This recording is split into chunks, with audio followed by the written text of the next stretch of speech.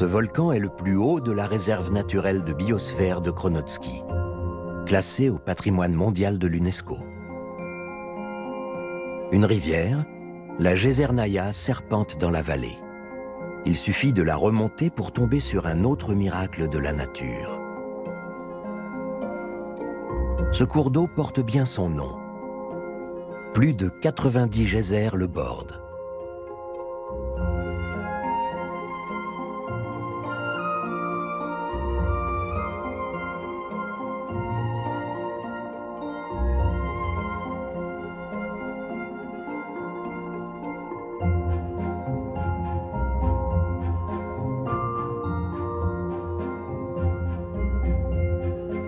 La vallée des geysers est le seul champ de geysers d'Asie et le deuxième au monde par sa taille, après le parc de Yellowstone aux États-Unis.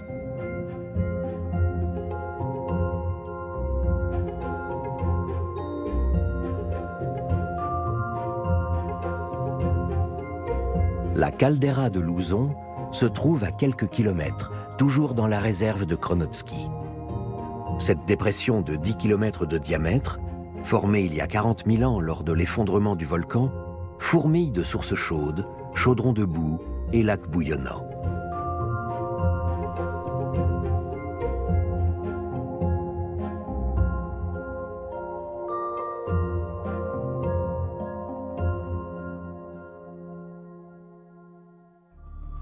Le tracé des volcans de la péninsule se distingue même depuis le cosmos.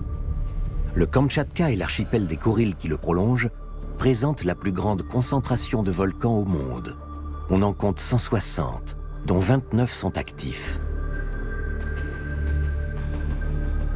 Cette profusion s'explique si l'on observe ce qui se passe entre 50 et 100 mètres sous terre. L'écorce terrestre est composée de gigantesques plaques de roches. Du point de vue géologique, le Kamtchatka appartient à l'immense plaque nord-américaine. C'est ici, dans la fosse des Kouriles, que les plaques nord-américaines et pacifiques se chevauchent. Dans les profondeurs de l'océan, la plaque pacifique glisse de 10 cm par an vers le nord-ouest et s'enfonce inexorablement dans la partie inférieure du manteau terrestre. La pression extrême génère une chaleur telle que la roche fond et le magma remonte à la surface. C'est pourquoi le Kamtchatka est considéré comme le point le plus chaud de la Terre par les vulcanologues. Souvent, plusieurs volcans de la péninsule entrent en éruption en même temps. Certains chercheurs l'expliquent par la présence sous terre de grosses bulles de magma liées les unes aux autres. Le Kamtchatka peut aussi être très froid, comme le montrent ces glaçons géants échoués sur la plage de Petropavlovsk.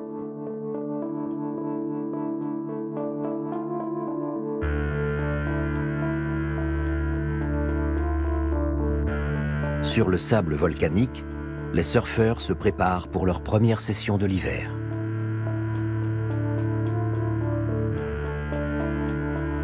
Même en combinaison, seuls les durs à cuire s'y risquent.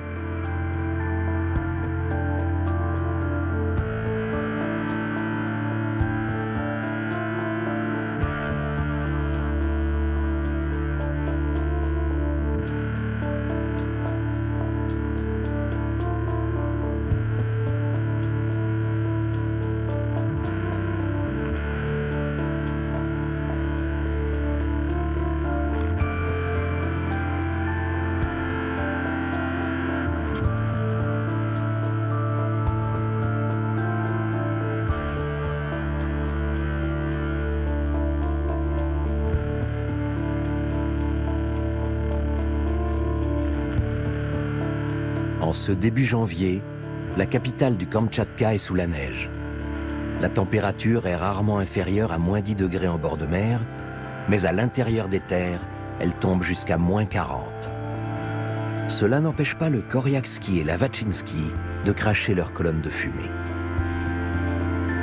En janvier 2013, le Tolbachik est passé à l'action en même temps que 3 autres volcans voisins. Un phénomène rare qui a surpris les vulcanologues. Ces images, tournées à l'époque depuis un hélicoptère russe, ont été stabilisées et retravaillées pour la télévision.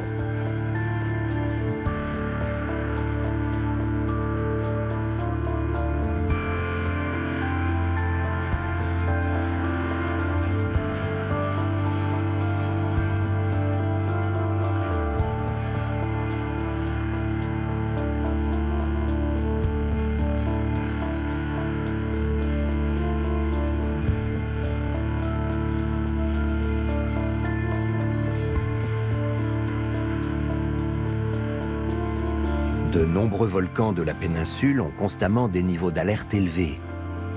Mais jamais une éruption n'avait été filmée d'aussi près que celle du Tolbatchik. À 8 fuseaux horaires de Moscou, la ville isolée de Magadan fait face au Kamtchatka. Ce port maritime de Sibérie orientale, niché dans la baie pittoresque de Nagaïevo, se situe à mi-chemin entre Moscou et l'Alaska.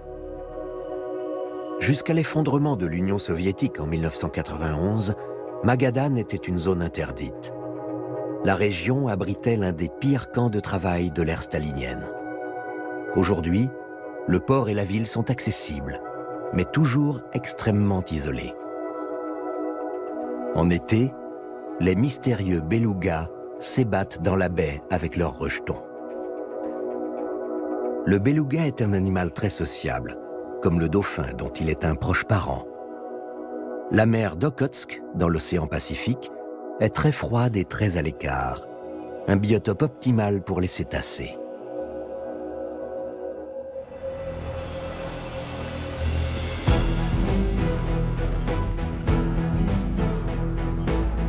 Depuis la baie de Magadan, nous volons vers le sud le long des côtes les plus reculées de toute la Russie.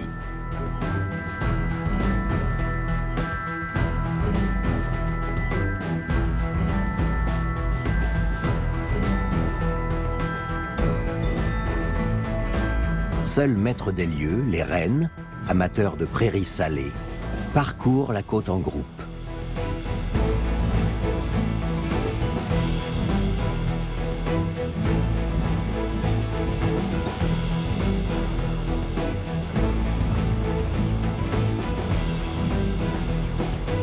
La très sauvage mer d'Okhotsk abrite aussi des baleines et des orques, à qui l'on prête le surnom de baleines tueuses.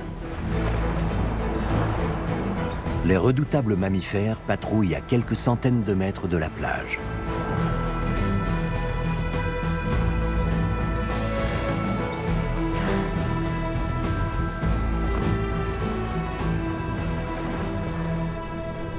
Cette inoffensive baleine grise est 3 fois plus lourde qu'un orque.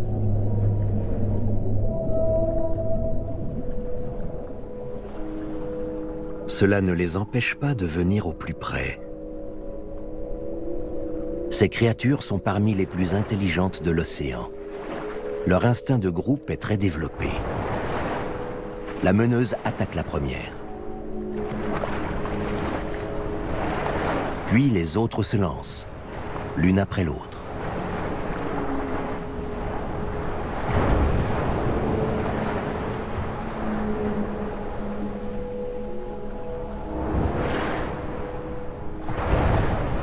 La baleine a les côtes brisées. Ses poumons aussi sont touchés.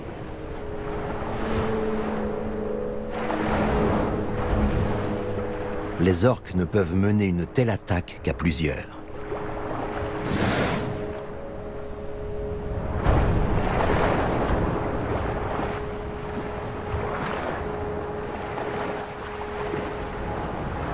Au terme d'une bataille de plus d'1 heure et demie, la baleine succombe à ses blessures.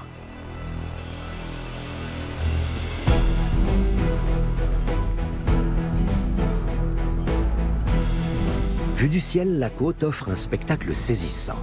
Pas un chemin, pas un village, rien que du sable, des falaises et des cascades. Comme si l'homme n'avait jamais posé le pied ici.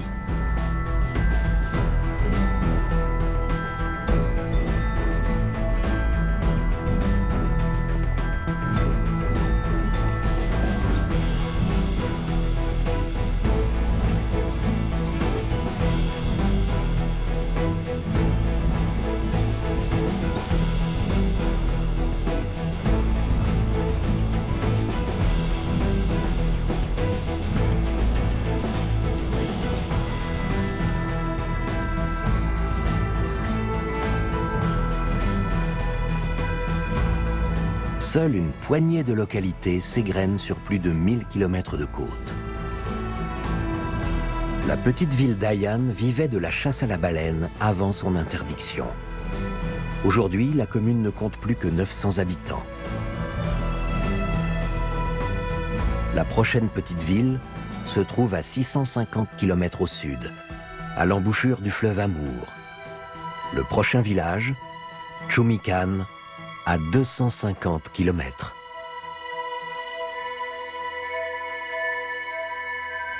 La chasse à l'otarie de Stellaire est également interdite depuis longtemps sur la côte. Mais de nombreux animaux meurent encore étranglés par les sacs plastiques et les filets. Même ici, loin des marées humaines et des armées de bateaux, dans cette région si sauvage de l'extrême-orient russe.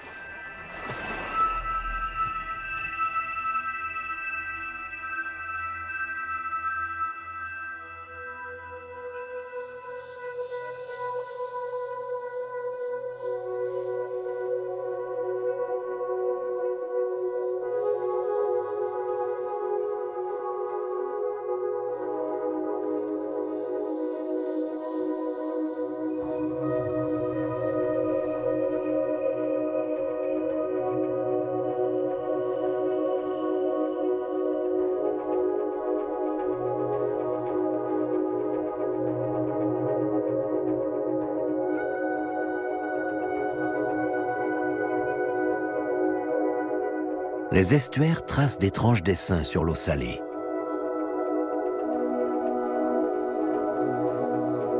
C'est ici que l'Ouda rejoint la mer d'Okhotsk. La marée basse découvre d'immenses vasières en contrebas de Chumikan.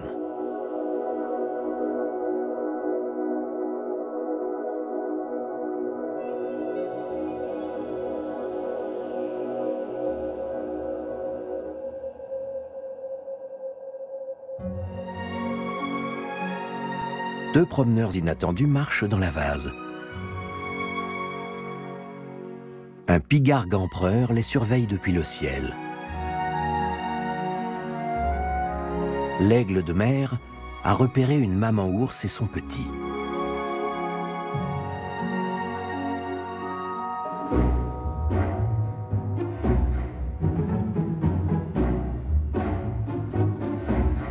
S'il les suit, c'est parce que les ours profitent de la marée basse pour débusquer les petits poissons ou les crustacés prisonniers des flaques. L'ourson préfère se rapprocher de maman.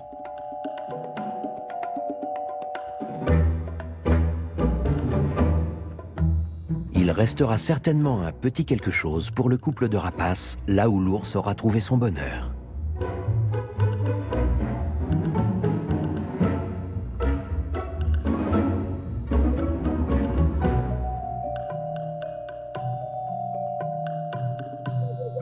L'extrême-orient russe est l'unique zone de reproduction des pigargues empereurs dans le monde.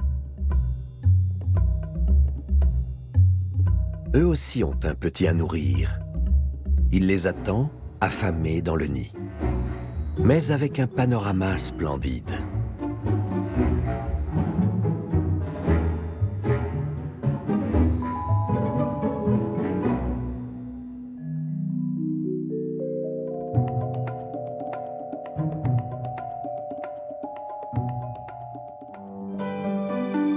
Chumikan est l'un des villages les plus reculés de Russie.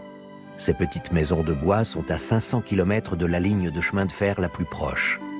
Et pour la rejoindre, il n'existe qu'une piste non goudronnée, praticable uniquement en hiver.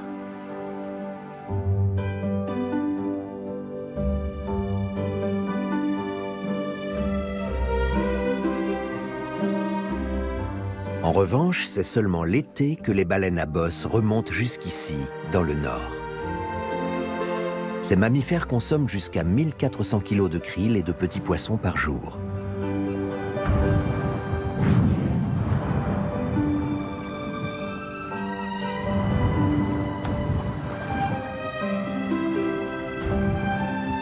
La baleine à bosse doit faire de grosses réserves avant sa longue route vers le sud. Chumikan est parfait pour ça.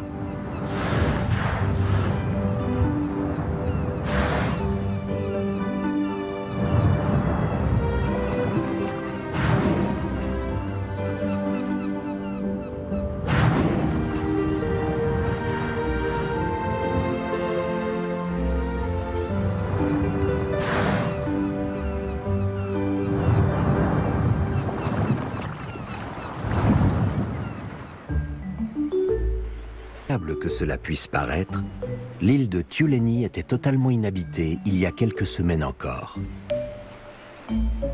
Au milieu de l'été, des dizaines de milliers de guillemots de Troil se rassemblent sur les rochers. Et les plages aussi affichent complet.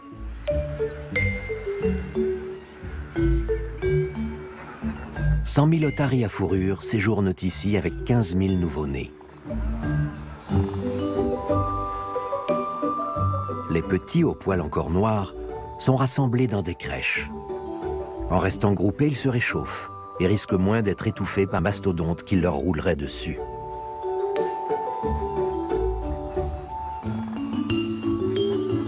Les mères sont souvent parties au large chercher de la nourriture.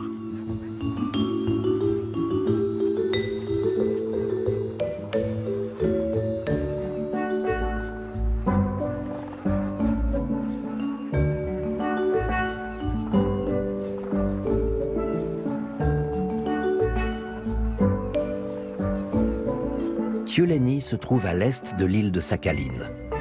L'été, près d'1 million d'animaux cohabitent sur cet îlot de 500 mètres carrés.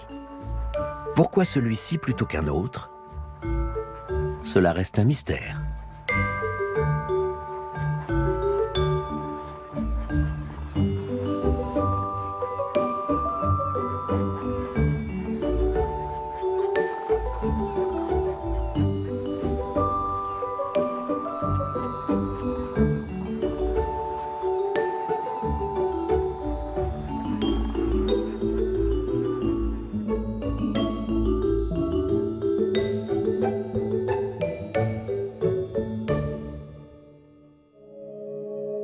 Le fleuve Amour se jette dans la mer d'Okhotsk face à la côte ouest de Sakhalin. Il marque la frontière entre la Russie et la Chine sur plus de 2000 km, puis coule exclusivement en territoire russe à partir de Khabarovsk. C'est là qu'en septembre, les pêcheurs attendent les 11 millions de saumons qui s'apprêtent comme chaque année à remonter le cours de l'Amour.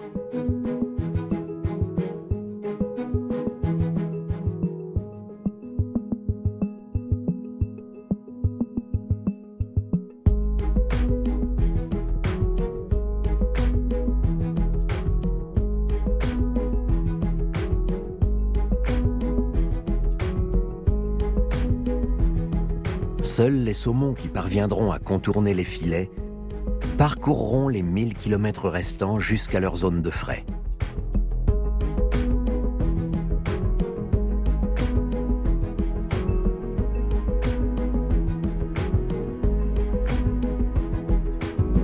Dès que la saison du saumon se termine, l'estuaire est à nouveau désert. Dans l'extrême-orient russe, la densité de population est d'1 habitant par kilomètre carré en moyenne. Avec ses marécages à perte de vue, l'embouchure de l'Amour est inhabitable pour l'homme, mais d'une grâce inégalée.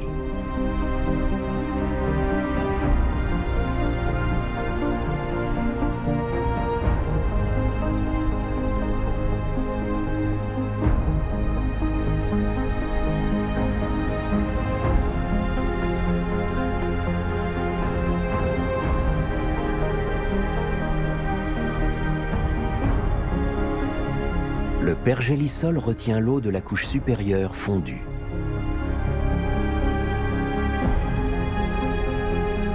Même les élans ont du mal ici.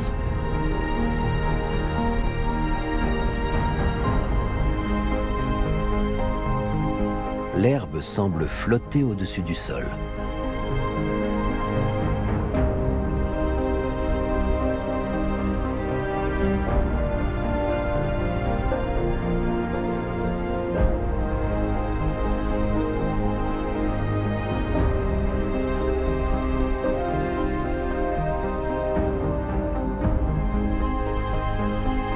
L'Amour est navigable sur toute sa longueur. Comme la plupart des fleuves russes, il est ouvert aux bateaux venant de la mer. Ici, à la lisière de la taïga et de la toundra, les gigantesques surfaces boisées qui alternent avec les marais rendent toute la région inaccessible aux humains.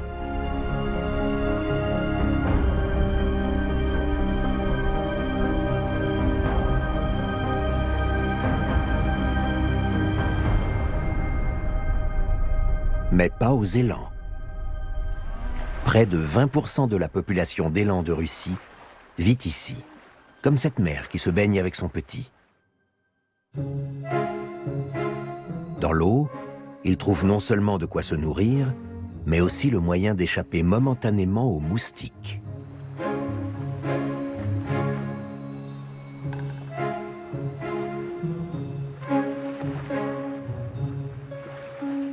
Vie des géants partage l'espace avec d'autres mastodontes, les ours bruns. De chaque côté, on préfère garder ses distances.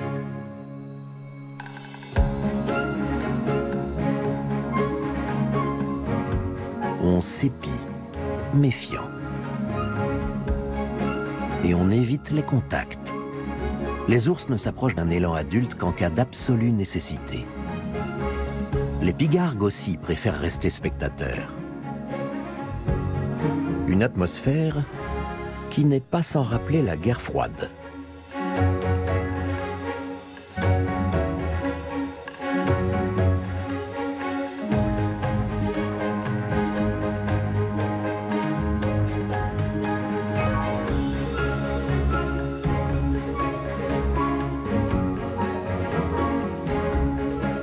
Cela n'empêche pas la femelle élan de grappiller quelques gourmandises au passage.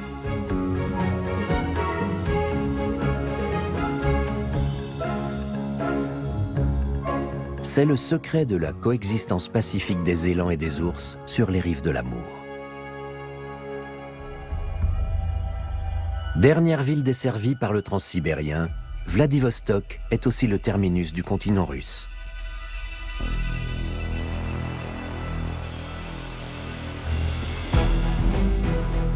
À partir de là, la côte pacifique devient presque clémente.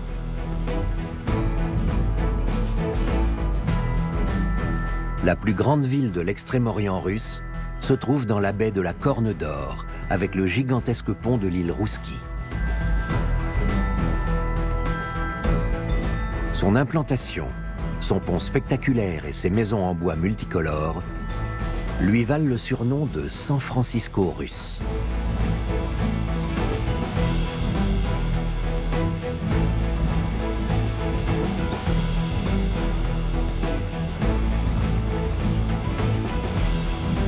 Vladivostok a même ses cable cars.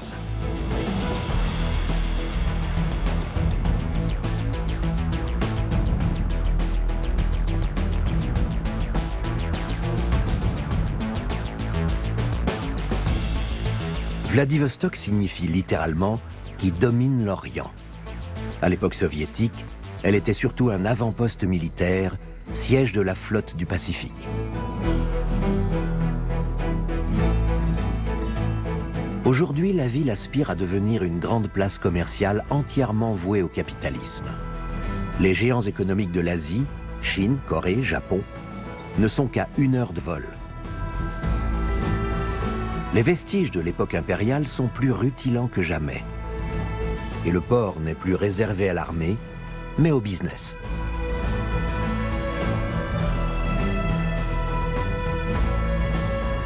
Vladivostok n'est peut-être pas encore vraiment l'égal de San Francisco, mais il souffle un vent de liberté dans cette baie paisible de l'extérieur.